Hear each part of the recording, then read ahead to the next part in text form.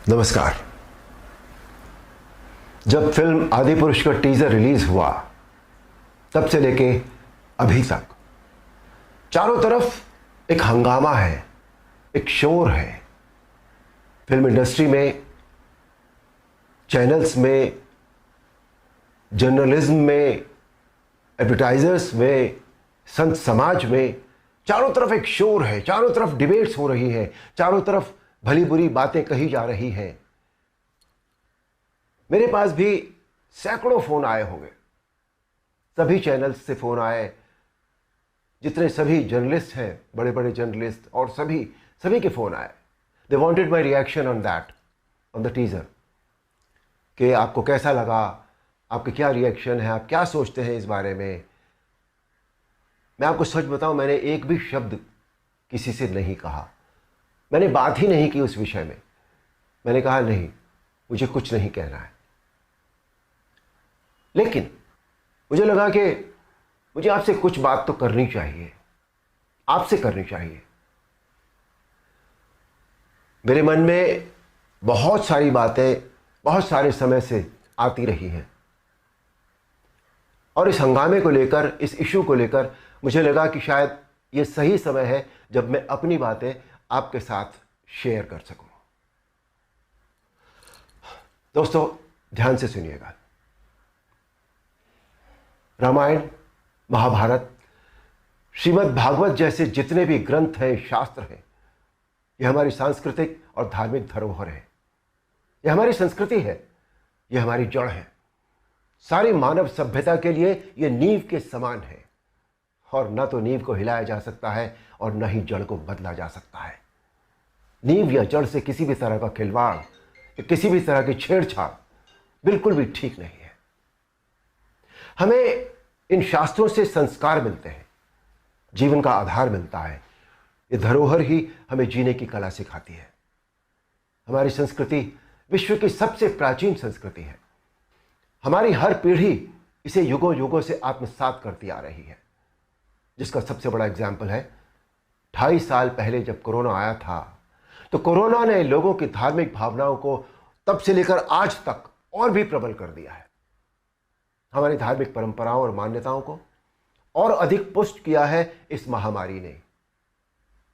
TV पर जब धारावाहिक रामायण प्रसारित हुई थी कोरोना के दौरान, तो रामायण ने एक विश्व रिकॉर्ड बनाया। आप सब जानते हैं, हम सब जानते हैं, ये एक बहुत बड़ा संकेत है हमारी मान्यताओं और परंपराओं की प्रामाणिकता का।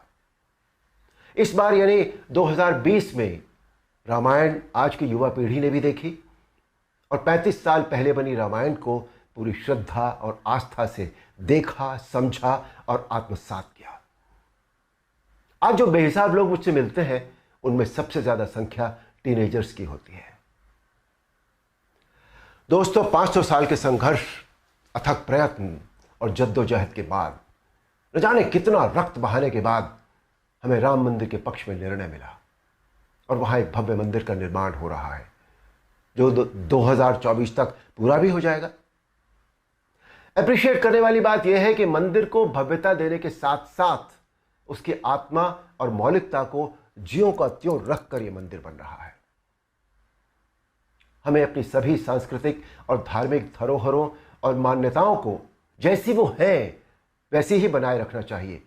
उनमें किसी भी तरह के बदलाव की न तो जरूरत है, न करना चाहिए, और न ही किसी और को करने देना चाहिए। भला कोई अपनी नींव हिलाता है क्या? कोई अपनी जड़ें बदलता है क्या? हमारी इन धार्मिक सांस्कृतिक मान्यताओं और परंपराओं को किसी भी तरह का कोई नयापन देने की आवश्यकता नहीं है। देखिए, मेरा प्रयास और कर्म तो यही है कि मैं इस जनरेशन को और अगली पीढ़ी को भी वही सिखाऊं, वही बताऊं, वही दिखाऊं जो वास्तव में सत्य है, शाश्वत है और सनातन है। एक बात और सोचने वाली है, किसी और धर्म की परंपरा या मान्यता में जब किसी भी प्रकार का बदलाव या नयापन नहीं किया जाता, तो हमारी सनातन धर्म की मान्यताओं परंपराओं के साथ छेड़छाड़ आखिर क्यों? आजकल ये चलन सा बनता जा रहा है कि सनातन धर्म का मजाक बनाओ, देवी देवताओं के ऑब्जेक्शनेबल पोस्टर बनाओ, अभद्र भाषा में बोलता हुआ दिखाओ। आखिर किसने अधिकार दे दिया कि कोई हमारी धार्मिक आस्था से छेड़छाड़ करे या हमारी भावनाओं को ठेस पहुंचाए? कुछ फिल्म मेकर्स, कुछ राइटर्स, कुछ पेंटर्स, कुछ एक्टर्स, कुछ एडवर्टाइजर्स को इस बात का विशेष ध्यान रखना चाहिए कि वो क्रिएटिव लिबर्टी के नाम पर धर्म का मजाक न बनाए और न ही किसी की मान्यता या परंपरा को तोड़ मरोड़ कर प्रस्तुत करें।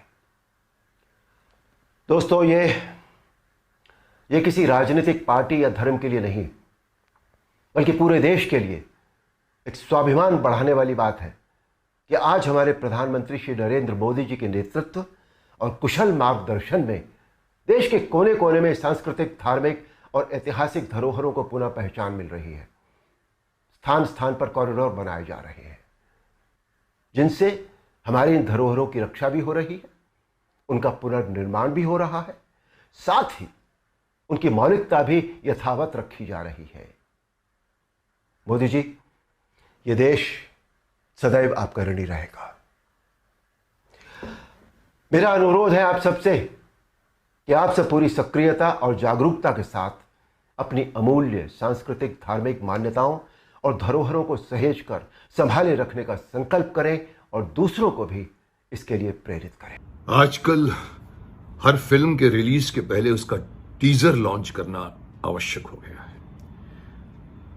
हमारे जमाने में फिल्में बनती थी तो डे 1 से लेकर डे एंड तक उसकी पब्लिसिटी पेपरों में आती थी। आजकल वो कुछ नहीं होता, कोई डिस्ट्रीब्यूटर सिस्टम नहीं, इसीलिए टीजर लॉन्च करना बहुत आवश्यक होता है कि हम तैयार हैं साहब, हमारी ये फिल्म है, हमारी ये लुक है, हमारे ये कैरेक्टर्स हैं, हमारी कहानी का ये आपको हम थोड़ा सा एक सिर्फ झलक दिखा सकते हैं और उसी झलक पर लोग रिएक्ट करते हैं। कभी कभी टीजर, जैसे अभी आदि पुरुष ने जो बन रही थी, काफी लोगों को पता था, उसका टीजर लॉन्च हुआ, सुगबुगाहट लोगों की आनी शुरू हो गई थी। मुझे भी चैनलों की तरफ से मैसेजेस आने लगे, सर डिबेट में पार्टिसिपेट का, हाँ तो सुना था, टीजर भेजा मेरे को, मैंने देखा। मैंने कहा नहीं, अभी मैं इसमें कुछ बोलने की स्थिति में नहीं हूं, लेकिन अभी मैं सुबह उठकर मैंने महसूस किया और मैंने देखा पूरे यूट्यूब पर लोगों के रिएक्शंस आने शुरू हो गए हैं, जो मैं बहुत इन सबसे पहले मैं रिएक्ट कर चुका हूं। मुझे याद है जब सैफ अली खान ने अपने कुछ महीने पहले या साल पहले, मुझे नहीं याद, उन्होंने बहुत घमंड से और बहुत खुश होते हुए, जैसे कि बहुत बड़े एवरेस्ट पहाड़ पे चढ़ने जा रहे हैं, मैं रावण का रोल कर रहा हूं और मैं रावण के रोल को ह्यूमरस बनाना चाहता हूं। ठीक है, आपकी इच्छा है, आप कोई भी कैरेक्टर प्ले कीजिए, आप उस कैरेक्टर को आप कोई भी शेड दीजिए, कोई आपको नहीं रोक सकता। ये एक्टर की खुद की एक हक होता है, खुद का एक स्पेस होता है कि मैं इसे सीरियस लुक दूंगा या इसको मैं कॉमेडी लुक दूंगा, इसमें मैं दाढ़ी लगाऊंगा कि नहीं लगाऊंगा, सोहा पहनूंगा कि नहीं पहनूंगा। ठीक है, मैं समझ में आता, बट अगर आप बात करते हैं ओपनली रामायण की,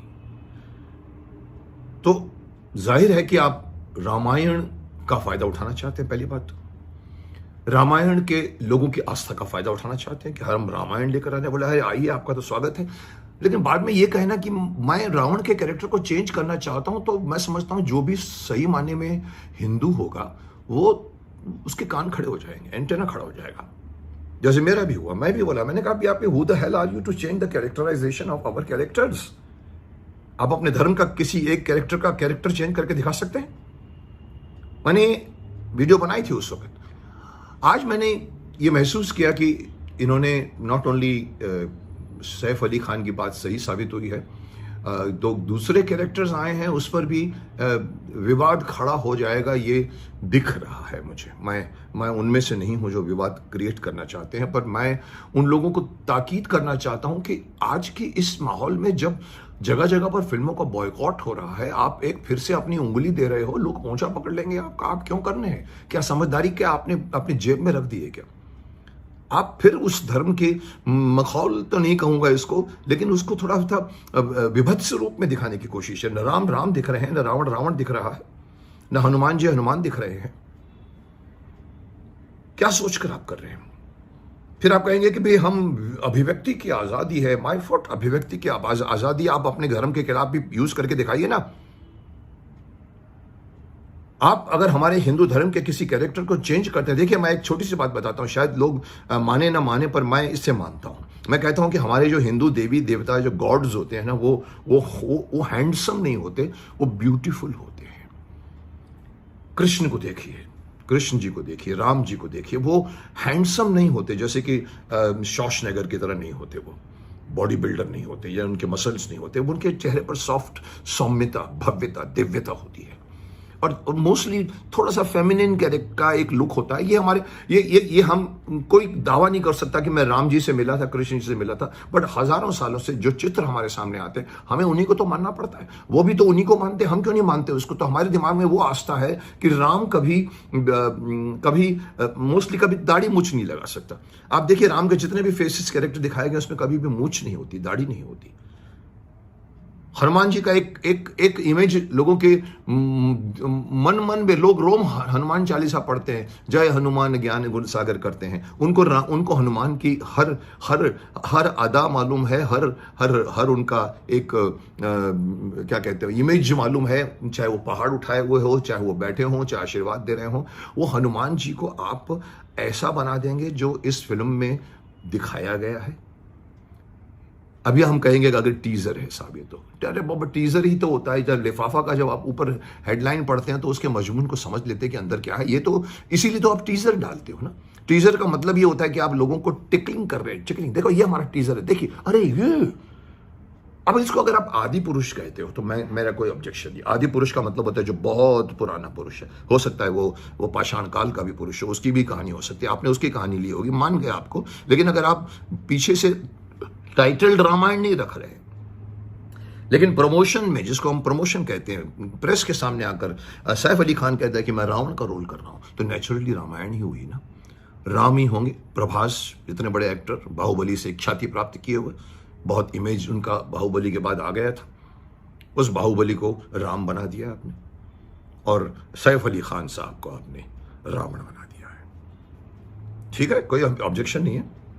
हमारे अगर अरविंद त्रिवेदी जी कर जाते हैं, वो लुक हमारी लुक है। महाभारत के हमने जो ड्रेसेस पहने थे, हमारी जो लुक थी, भीष्म पितामह की जो लुक थी, वाइट बॉडी दाढ़ी वाले भीष्म पितामह, आप उसको टोटली क्लीन शेवन नहीं रख सकते। मैं ये नहीं कहूंगा कि आप बोलेंगे आप कौन होते हैं हमें चेंज करने वाले। साहब ये हमारे पुराण है, हमारी ये एपिक है।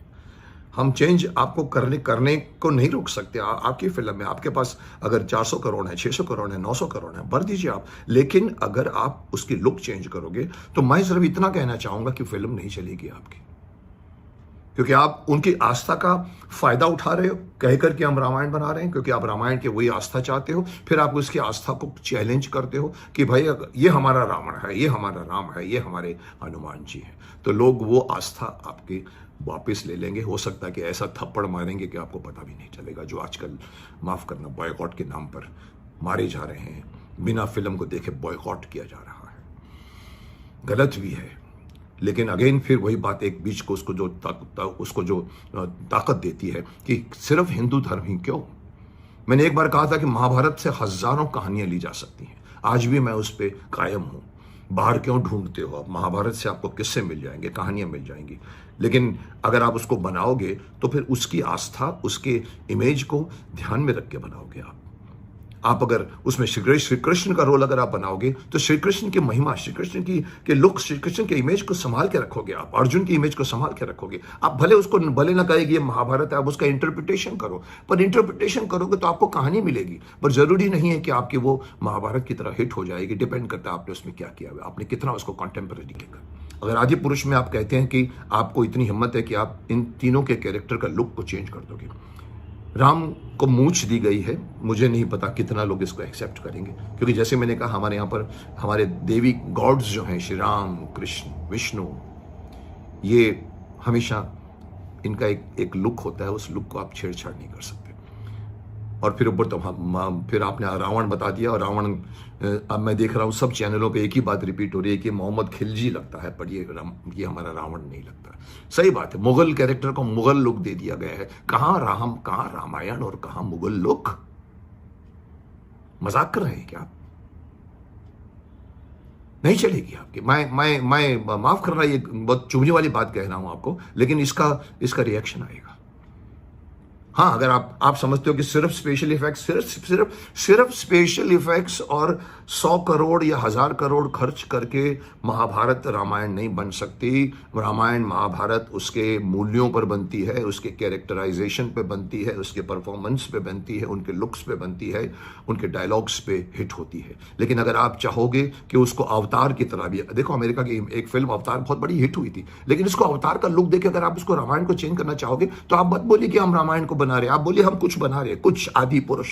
जो आदि पुरुष था वो पाषाण युग का था, ठीक है, आप उसकी कहानी है बैठाइए, बहुत ब्यूटीफुल है, क्या बात है, उड़ते हैं, जुड़ुम करते हैं, बर्ड्स के ऊपर बैठ के आते हैं, 10 सिर दिखाए जाते हैं। अगेन वही राम कहां से उठाया आपने, मालूम तो पड़ जाता है उसको। अगर आप लेके थोड़ा सा उसको अलाउद्दीन खिलजी की तरह कर देंगे तो लोग हंसेंगे नहीं आप पर, शायद भड़केंगे। और ये मैं देख रहा हूँ पहले दिन से इस टीजर पर रिएक्शन आ रहा है, मेरा भी एक छोटा सा रिएक्शन है कि ये अच्छी संकेत नहीं है, लोग रिएक्ट करेंगे इसके ऊपर। और अगर यही आप पूरा रामायण में दिखा रहे हैं, सो स्टॉप सेइंग कि आप रामायण, आप पूरे टीजर के ऊपर जय श्री राम जय श्री राम जय श्री राम भी कह रहे हैं, मतलब आप क्लेम कर रहे हैं। तो आप बोलना चाहते कि राम ऐसे थे, ऐसे नहीं थे, आपके जैसे रामायण राम नहीं थे, राम ऐसे थे। राम भी तो एक मानव थे, जैसे सैफ कहता है कि मैं उसको मानवीय बनाना चाहता हूं, ठीक है बनाइए, मत भूलिए कि वो त्रेता युग की कहानी थी, कल युग की कहानी नहीं थी। उसका कैरेक्टर कलयुग का वो नहीं था, वो त्रेता युग का कैरेक्टर था। उसका आकार, रूप, रंग, उसकी महिमा, उसका धर्म, उसकी पर्सनैलिटी त्रेता युग की तरह होनी चाहिए, कलयुग की तरह नहीं। और अगर आप कहते हैं कि आप कलयुग की तरह रामायण को रखना चाहते हैं, डोंट एट ऑल से कि आप रामायण बना रहे हैं। कहिए कि हम बना रहे हैं आज की आदि पुरुष, एक हिस्टोरिकल कहानी बना रहे हैं या फिक्टिशियस कहानी बना रहे हैं, लेकिन डोंट से कि आप रामायण बना रहे हैं। अंजाम अच्छा नहीं हो सकता इसका। मैं सिर्फ ताकीद कर रहा हूं, मैं ये नहीं कह रहा हूं कि लोग उसका विरोध करें, पर मुझे दिख रहा है सुगबुगाहट जो अभी सुबह सुबह शुरू हुई है, देखिए मैंने टीवी पर, अपने यूट्यूब पर, सुगबुगाहट अच्छी नहीं आ रही है मुझे। सो बी केयरफुल। अगेन मैं रिपीट करता हूं, इन सारे इंटेलेक्चुअल लोगों को, इन सारे पैसे वालों को, don't use your money and your intellectual, this is pseudo intellectual, to change our culture, हमारी परंपरा, हमारे रूल्स, हमारा धर्म, हमारी एपिक्स, चाहे वो रामायण हो, चाहे महाभारत हो, चाहे विष्णु पुराण हो, चाहे शिव जी का हो। Don't try to change it. अगर करना चाहते हो और धर्मों के साथ करके देखो।